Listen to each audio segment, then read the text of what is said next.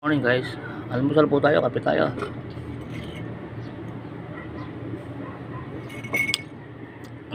Almusal ko ay ribis ko holubet tsaka biskwit. Ako muna bantay ngayon, aga-aga. Malis kasi yung asawa ko, alas 6 pa lang. Kailangan 6:45, nandun na siya sa anak ko. Ay, sandali lang guys, may bumibili ha. Ayun. Kasi kailangan pumunta siya ron, alas 7 dapat papasok na sa school yun guys, sandali lang po, may bumibili ha. Tuloy ko na guys, may bumili lang. Yun lang naman, yung gusto ko na ikwento sa inyo yung nangyari ngayon. Minsan may mga sitwasyon sa buhay natin na minsan naiinis tayo, pero hindi natin alam mga ano pala yun, mga pagkakataong ibinibigay sa atin ng Diyos para makagawa tayo ng kabutihan sa kapwa natin. Minsan hindi nababasa ng tao yun kasi iba yung isip ng Diyos, malalim kaysa sa atin. Sa atin kasi bilang tao, ang pagbasa natin yung pag binasa natin ng ganung sitwasyon, iba na yun sa atin, parang mayayamot na tayo. Pero pag natuto kang bumasa ng sitwasyon na yung kung anong kaisipan ng Panginoon, yung kalooban niya, maiisip mo na, ay, pagkakataong binibigay na naman ng Ama to para makagawa ako ng kabutihan, di ba? Pero hindi ko sinasabing ganun ako kapantasa, dahil hindi po, bawal po sa amin yung ganun, yung para kang nagpapamapuri sa sarili mo na matalino ka. Kumbaga sinishare ko lang po yung yung hindi po sa sinasabi kong magaling po ako kumbaga parang unti-unti ko lang pong natututunan yung mga ganong papahinuhod. Kasi nung una inamin ko sa inyo, may pikon ako pikon ako ng konti sa asawa ko, kaya madalas kami magtalo niyan. Pinapatulang ko yan kahit babae yan kaya madalas kami magbungangaan yan. Simula po nang naging ko, bagamat na pa rin ako minsan, pinipilit kung ano tawag doon, kasi pinapractice mo hanggang sa maging normal mo na yun yung kayang-kaya mo na yung mga ganong sitwasyon, baliwala na sa'yo, magiging ka na, yung mapagpahinuhod ka na, pasensyoso. Pero minsan siyempre hindi mo mabibigyan, pero sa tulong ng Ama tutulungan ka na masunod na naman po natin. Naputol na naman ang video kasi yung cellphone ko alam niyo naman, siyempre po medyo gaya ng sabi ko dati, kaya pala ibang mga nagbablog, pag napapanood ko, sabi ko sobrang mahal naman ang cellphone ito. Akala ko mga para bang medyo nagkakasala pa nga ako, nayayabangan pa ako sa kanila. Hindi pala, kaya pala sila bumibili ng ganung mga yung mga iPhone na umaabot ng mga 57,000, kasi iba yung memory nun, tsaka iba linaw nun. Hindi ka pag nagbablog ka na paputol-putol, gaya nito po, nagbubura muna ako ng ibang items para mai-continue ko pag-video ko. Ganun pala yun, kaya continuous po tayo.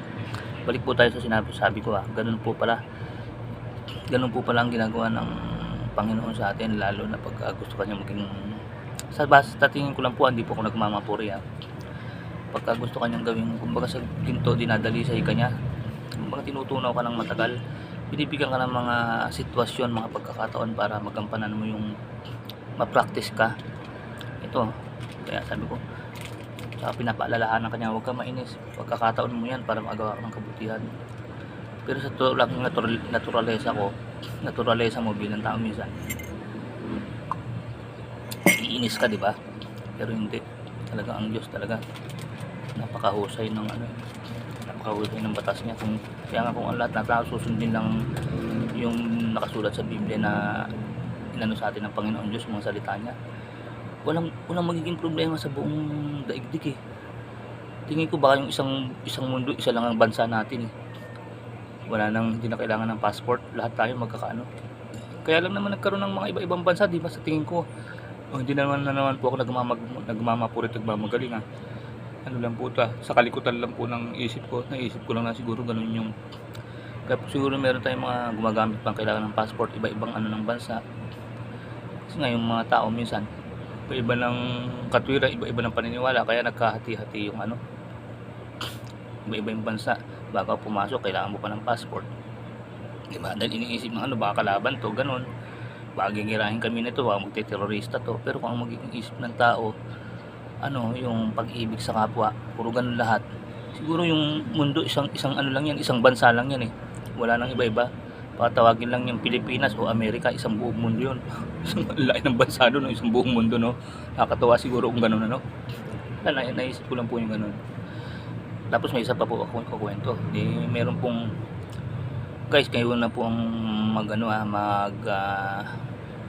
maghusga kung mali ang ginawa ko. Kasi nung isang araw, siyempre sa amin po, maski naman po nung INC pa ako, pinagbabawal po sa amin ang mga ganyan, pag-inom, pagsusugal, lahat po yan.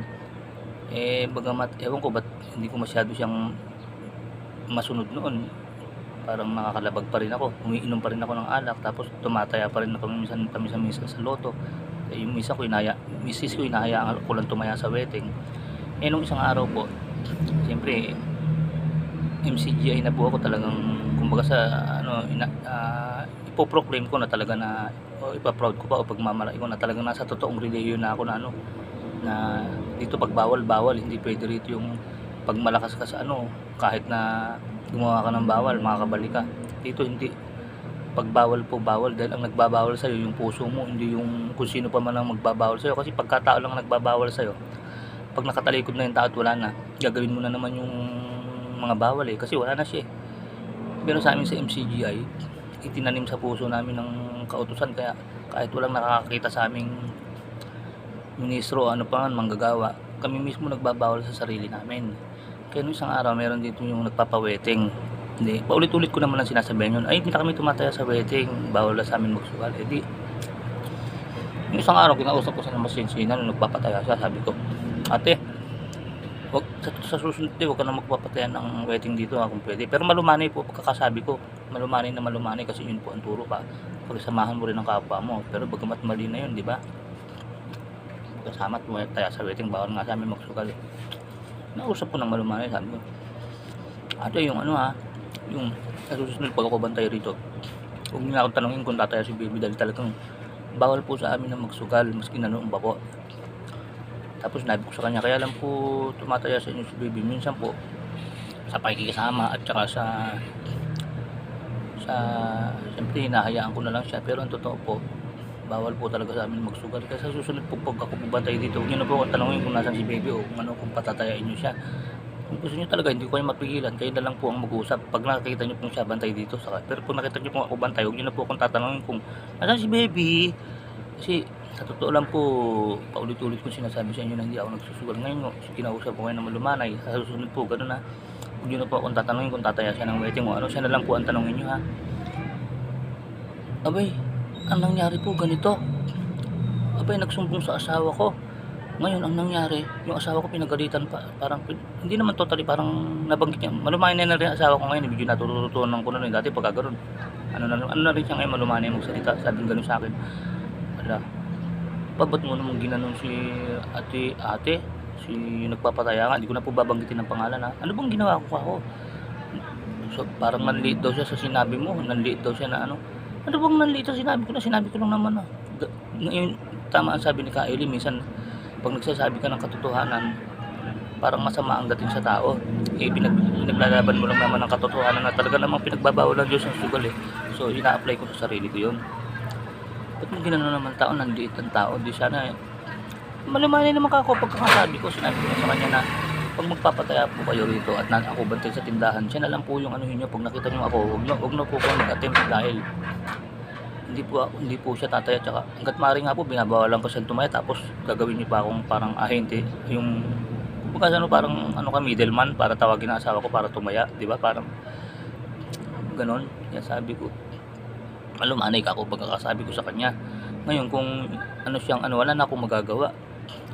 Nangungupo pa nga ako nung kinakausap ko siya, dahil matanda sa akin yun, malumanay. Sinabi ko lang naman ang totoo, na hindi na tayo tumataya.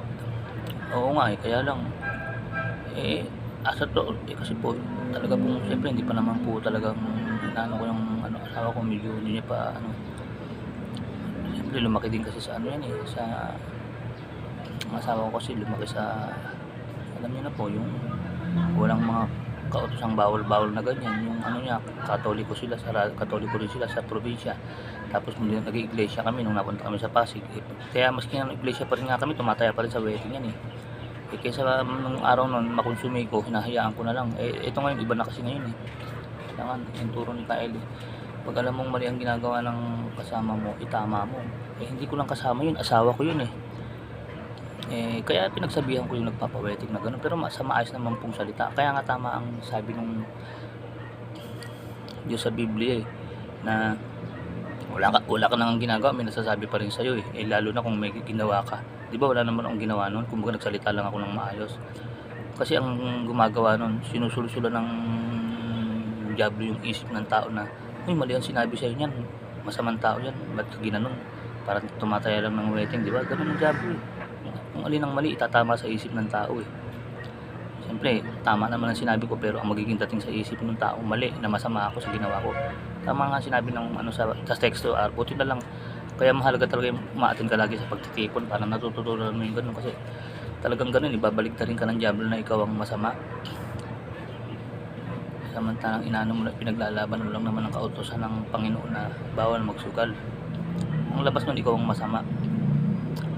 Eh, buti naman po, naipaliwanagan ko naman ng punang maayos ang asawa ko, hindi naman namin pinagtalunan. Pero hanggang ganun, naikwento ko lang po sa inyo yung nangyari, ganun. Eh, kaya ngayon ako naman ang bantay dito sa tindahan ngayon. Nandun pa siya, mamaya pa siguro uuwi yun. No? Pagka, sabi niya, pag mga nagising na siguro yung manugang ko at alam niyang walang hangover na, kasi baka mamaya may hangover eh, yung apo ko syempre po, baka mamaya alagaan niya, tapos may hangover siya, medyo hilo siya, baka mamaya maano siya yung mapatid, o kaya hindi tama ang pagkarga niya sa bata, di ba mapilayan ka, inaalalayan ng asawa ko. Yung asawa ko na lang mag-aalaga doon sa apo ko, kawawa naman yung bata eh. Eh ako naman, di ko naman inaan yung manugang ko na kinukundi na masyado eh, kasi hanggat maaari kinakausap ko rin ng malulumana yung mga yun eh. Di po ba ganun ang turo ng Panginoon para kapayapaan, pag-ibig sa kapwa. Kasi kung dating ugali ko yun, baka aawayin ko na yun, sasabihin ko sa kanya, wala kang responsable ka, may may pamilya ka, iinom ka pag linggo. Siyempre papagalitan ko yun, di ba? Siyempre hindi na po eh. Kaya nga sabi nga po sa asawa ko, iba na ako, namatay na yung dating Raymond Malibiran. Yung kaharap mo ngayon, iba na. Pinanganak ako ng April 11. Minsan kinakantsawan niya ako, ganyan ka rin, nasa iglesia tayo, pero ka pa rin. Eh, siyempre ka ako, ewan ko, ba't ganun ako dun, hindi ako nabago. Ngayon naman ka ako, hindi ko sinasabi nagmamagaling ako sa sarili ko na nabago na ako. Pinipilit ko hanggat maaari. Talagang ganun po eh, pwede ka pa rin magkasala, pero pilitin mo. Pag-effort ka hanggang sa maging normal na sa'yo ang mabait at mapagpahinuhod. Pag tagal-tagal, magiging normal na sa'yo yun. Siyempre sa ngayon, pinapractice mo pa eh. Guys, hanggang dito na lang po ah. Masyado na pong mahaba ang video ng kwentuhan natin. Gaya ng dati Kuya Raymond Vlog, keep safe, keep healthy, always trust God. Maraming salamat po sa Diyos. God bless you all. Maraming salamat po sa panonood nyo mga guys. Bye bye po. Almusal po tayo.